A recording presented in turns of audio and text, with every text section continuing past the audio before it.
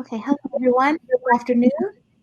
My name is Chanel Walker, and I am an instructional designer for teaching and learning with technology. On behalf of Rutgers University Online Learning Conference, I am delighted to introduce Chris Link, who is the Director of Education from the New York Academy of Sciences. We are pleased to have him present course maps, planning your course from soup to nuts. During the presentation, um, this is going to be a recorded session, so the live Q&A will not be available this time. Um, but at the end of each presentation today, there will be a short survey displayed. Any feedback you can provide is greatly appreciated. Hi, everyone. My name is Chris Link. I'm the Director of Education for the New York Academy of Sciences. Welcome to my session, Course Maps, Planning Your Course from Soup to Nuts. I first want to apologize that I'm not there with you in person or virtually in person today. But my email address is right here. So if you have any questions or comments or concerns, please feel free to email me. I'd be happy to respond, give you as much information, and share as many of my experiences with you as I can. The New York Academy of Sciences is a professional membership organization founded in 1817. We currently have over 20,000 members from around the world, many of whom are industry researchers and scientists, early careers, students, graduate students, postdoctoral fellows. We even have 35 Nobel laureates on our President's Council who help inform some of our programming. Some of our most famous past members are Charles Darwin, Margaret Mead, Thomas Edison, Louis Pasteur. We're an organization that brings thought leaders and stakeholders together to drive innovative solutions to society's challenges by advancing science research, education, and policy. The Global STEM Alliance is the education subsidiary of the Academy. We're the education initiative dedicated to providing and preparing today's youth for tomorrow's STEM careers. We serve tens of thousands of students and teachers each year in over 100 countries from around the world, both in person and online. You can read more or learn more about us at nias.org/GSA. One of the programs that we've developed is an 8-week online course for K-12 STEM educators who want to embed or enhance students' opportunities to develop 21st century skills in their current instruction. It's through that, course that I'm going to share the course map with you today, so that you can use it as a template if it helps you. So by the end of this session, I'm hoping that you understand the relevance or the purpose of course maps for course planning and development. I'm hoping that you can use the course map template that I'm sharing with you to match your needs. And by the way, if you go to bit.ly/NIAS_course_map, you can find this course map. And that's all case sensitive, so make sure capital and lowercase. And then by the end of this course, I'm hoping that you can create a coherent learning journey for your students. So it's kind of a foreshadowing, because that's the main purpose of a course map, is to create that coherent learning journey for your students, for your participants of your course. So jumping into it, the who, what, when, where, why, and how of course maps. The who is developer, any person who's creating in-person and online or a blended course. I think that in my experience, course maps can benefit all three types of instruction.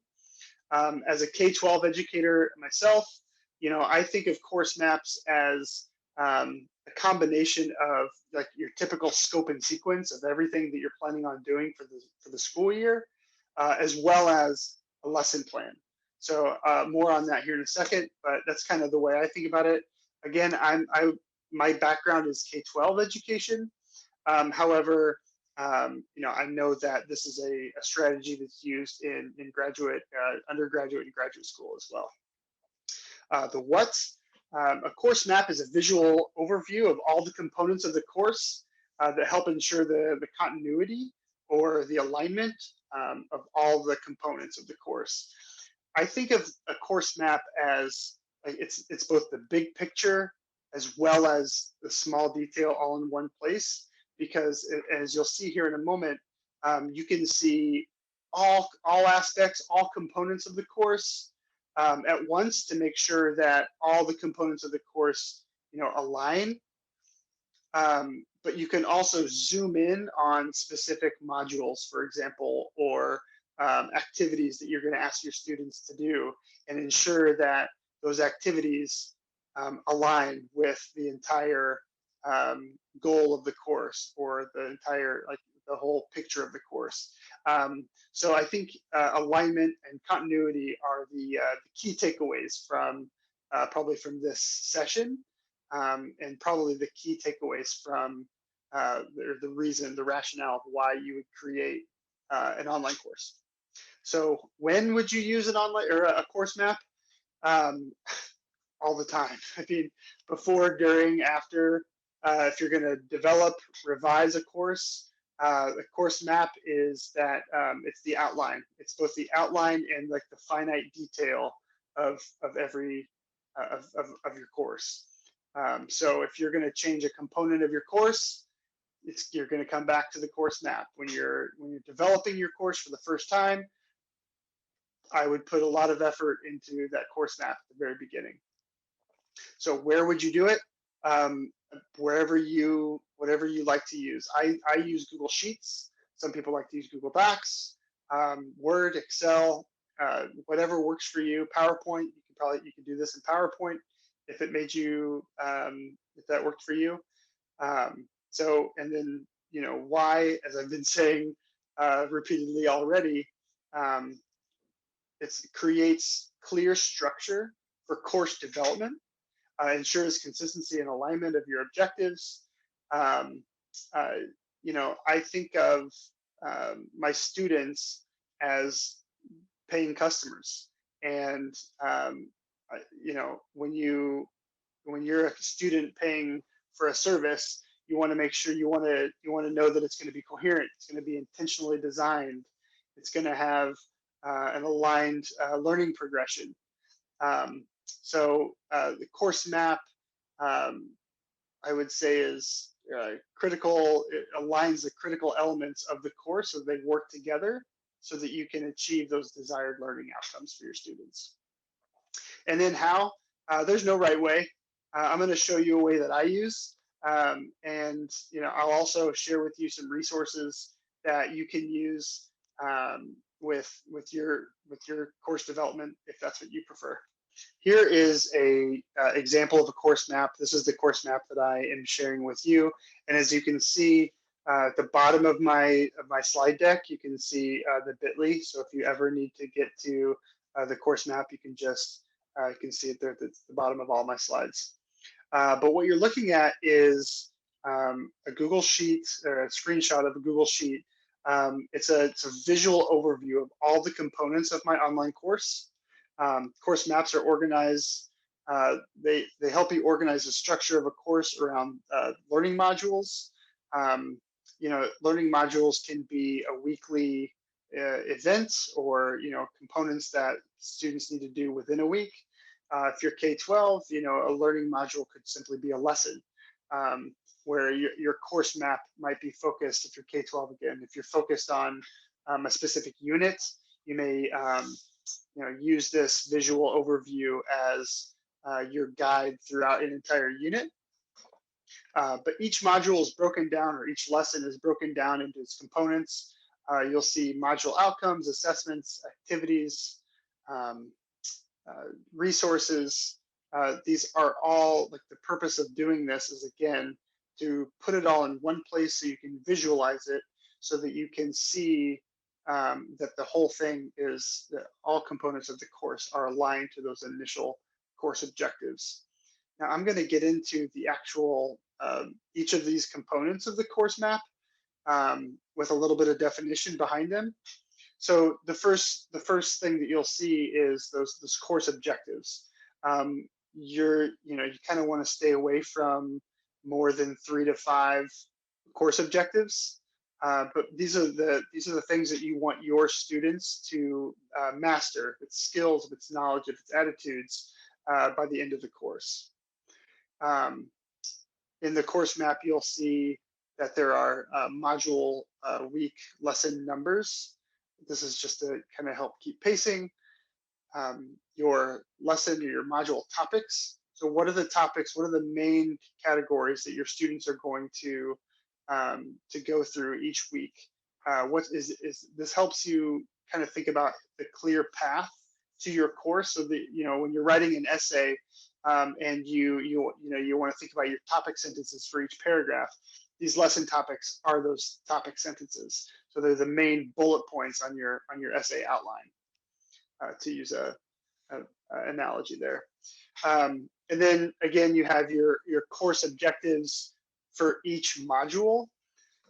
So as you go through your course, you've already come up with 3 to 5 course objectives. So now what you want to do is, as you think about each module, so module 1, for example, is it going to align to course objective 1, 3, and 5? Maybe it's just going to align to course objective 2. So this is where you're going to kind of focus in on one or a couple of your course objectives. You're probably not going to hit every course objective in every module, but you might. And actually what you're going to see here in a minute is that the course that I developed hits most course objectives in each module. And then you have your module objectives. This ensures that your students' efforts are in service of one or more of those course objectives. And the purpose of writing module-specific objectives is for you to think about how your module or that component of the student's learning journey aligns to the course objectives. And then you have your research and materials. So what resources and materials. What resources do you want your students, or will your students use in order to master the content or the knowledge or the skills that you want them to master? So this could be videos, it could be peer review articles, it could be other documents or artifacts. And then you have your learning activities. So what will students do? So in order to gain the skills and knowledge that you want for them, what will they do? And this is another opportunity to think about the alignment. So are the learning activities aligned to with the resources and materials? Are the materials and resources aligned to the module objectives? Are the module objectives aligned to the course objectives? Learning activities, another really important question is, do your activities set students up for success on the assessments, which is the next component? Assessments can be formative, can be summative, but how will students prove that they've mastered or on track to master the content or the knowledge or the skills that you want for them? And then this is another opportunity to ask yourself, are your assessments aligned with your module objectives? And then the last component here is the number of hours of students that you expect to take students to complete the module. The reason this is here is, put yourself in your student's shoes. How much time do you think the lesson is going, or the module is going to take your students? And then, this is kind of an opportunity to think, are you overburdening them? Are you not giving them quite enough? If it's a graduate level course, there's certain requirements for your students. So this is an opportunity to think about that. For the record, this is not the order in which I went through these components is by no means like a backwards design approach, which is actually why I want to show you this this graphic. So, as you think about your course development, the first thing you come up with is your description of your course.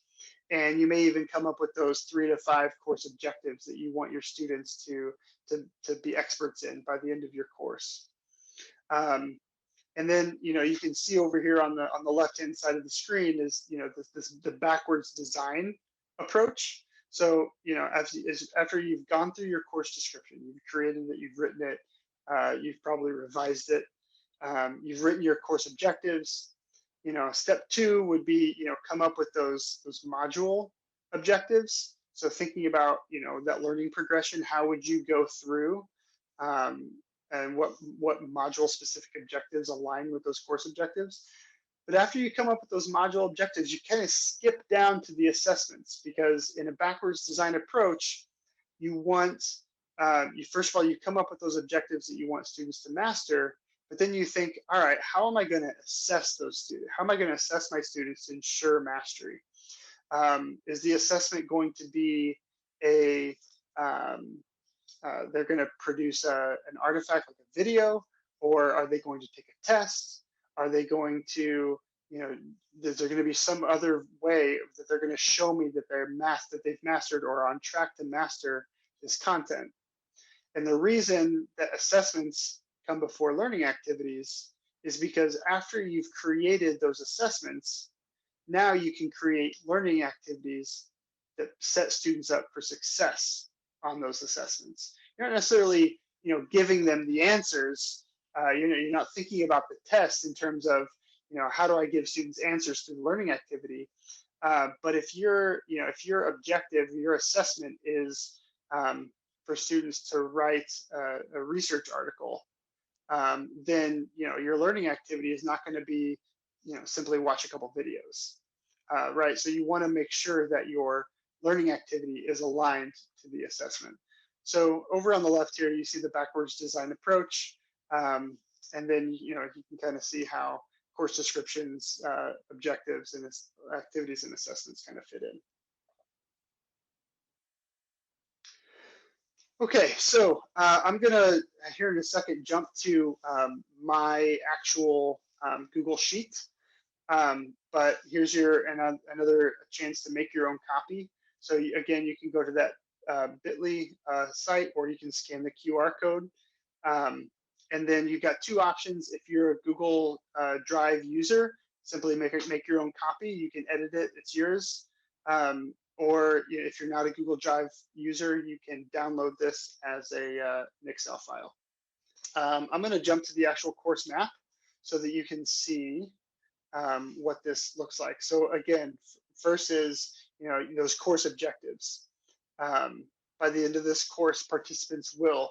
And I'm also going to show you that down here, I've got a list of resources that you can use. So as I mentioned, when you're writing your course level objectives, your module level objectives, I like to use the ABCD approach.